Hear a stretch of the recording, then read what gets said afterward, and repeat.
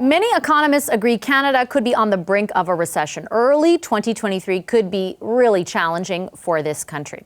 As Canadians prepare for what's to come, the federal government is set to provide an update on the state of their finances and how it plans to help Canadians through tough times ahead. Ahead of that, important update, Finance Minister Chrystia Freeland met with this country's leading economists today. The Conference Board of Canada's chief economist, Pedro Antunes, was there, and he's with us now live. Mr. Antunes, good to have you back on the program. As always, thanks for making the time. It's a pleasure. What was your central message, your primary message to Minister Freeland today? Well, I think really we talked a fair bit about the economy. Essentially, all the viewpoints came out about where we are headed, and I think the consensus is very much that we're going to have, essentially, in some respects, successful monetary policy that is successful at slowing down economic activity and taking some pressure off of inflation and prices. So that's the kind of good news scenario that most of the forecasters talked about. Take it as good news or bad, but it essentially reflects some success on our monetary policy and ability to get inflation down. The concern and perhaps the risks are that we aren't successful at getting inflation down, both in Canada and importantly as well in the U.S. In that case, we see a scenario where interest rates continue to rise, and that becomes a real pain point for households, especially as we know, many Canadians are very highly indebted. So that could lead to a harder landing, perhaps further down the road, but that's the risk. Let's parse those apart if we could. And on the first sort of, I guess, in some ways more positive scenario, but it feels hard to say that because it means that certainly if the monetary policy is successful, that could trigger, like many have predicted, a recession. When you say that there was some consensus in the advice provided or the forecasting provided, do you think, was the advice provided to the minister that Canada is headed for some type, maybe not a deep one, but some type of recession? Well, that's essentially it. I think everybody agrees that at the very best, we're going to have, fairly soft growth, perhaps some slightly negative quarters coming up over the next 2-3 quarters. That means a very weak year for economic growth overall in 2013.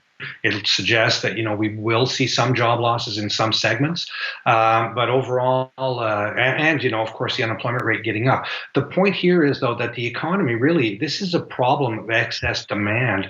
The economy cannot supply. We know that labor markets are extremely constrained, I should say, and most employers out there just cannot find the workers. So the issue is an issue of capacity, and so that this story around getting that pressure down a little bit really reflects kind of the better news story, and I think that's pretty much a consensus across the board. And I think of course, the finance ministry is very aware of that. So what are the implications then if we look towards, for example, the fall economic statement and other measures the federal government endeavors towards or on in future months? If there is going to be if there are going to be some job losses, if the economy will contract or slow down much more than it already has, or to some degree, like what are the implications for what role the federal government can play? If the minister is saying, what should we do? What's your response? Well, I think, again, we need to be careful around adding further stimulus to the economy at this point in time, because that kind of gets offset by more inflationary pressures. So we need to be careful. I think in the last round, what we saw from the finance ministry and finance minister has been more targeted and measures at those that are mostly or worst hit by inflationary pressures. I think the other piece that kind of came out in the discussion is one around, what can we do to increase our supply? And, we know that we're doing a fair bit now on trying to recapture a lot of lost immigration that happened during the pandemic. So the numbers are coming in big and strong in terms of the ramping up of those numbers. That will help alleviate some pressures.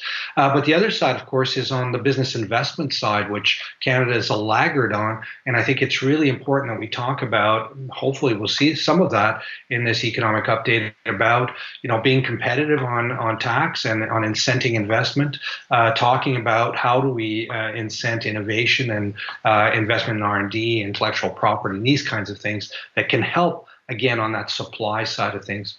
Can I maybe ask you to translate that a little bit to layman's terms? And what I'm hearing from that is, for example, things I've had conversations in the background around the Inflation Reduction Act in the U.S. and how much pressure that puts on the investment environment here in Canada, that pressure that already existed thanks to certain levels of red tape or barriers to investment, but that could increase the barriers to investment here. Do you anticipate some sort of response to the investment issue in the fall economic statement?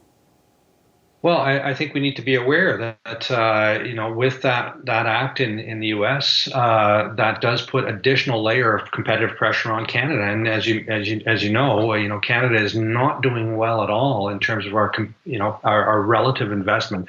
If we look at how much private investment happens in Canada as a share of GDP, we're the laggard among many OECD countries. The U.S. is at around 15%.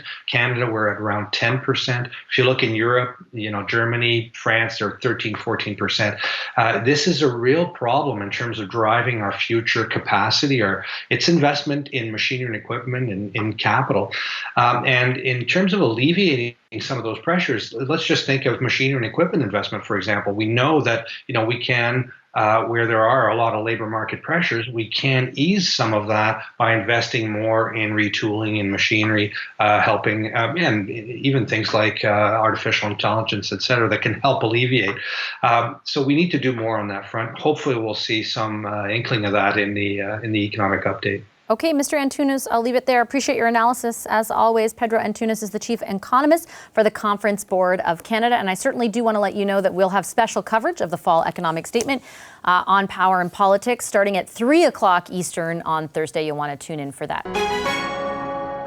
Hi, I'm Vashi Capellos, host of Power and Politics. See more of our show by subscribing to the CBC News channel or click the link for another video.